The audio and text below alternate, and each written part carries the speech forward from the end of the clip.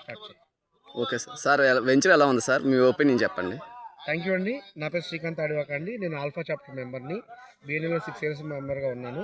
So ఈ రోజున మన ఆవకాడో భాస్కర్ గారు వాళ్ళ వెంచర్స్ని విజిట్ చేయమని చెప్పి పిలిచారు.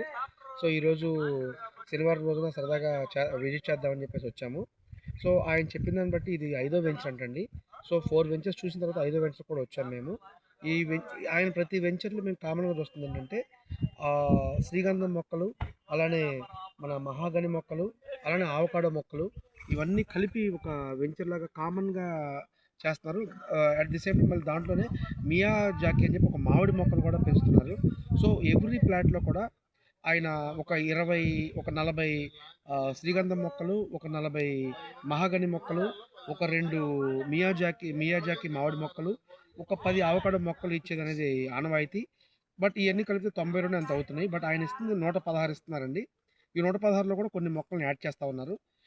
ఇందులో ఒక బ్యూటీనెస్ ఏంటంటే, సపోజ్ నేను ఒక 22 సెంట్స్ కొన్నాను అనుకుందాం.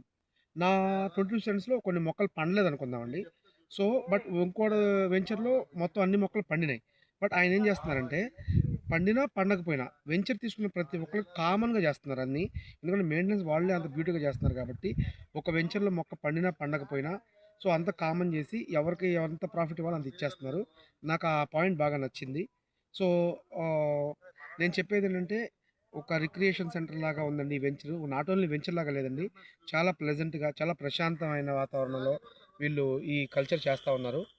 So Bhaskar garu, I wish you all the best అండి for your future endeavours and future projects. Thank you Bhaskar garu. Thank you thank you very much sir. అండి.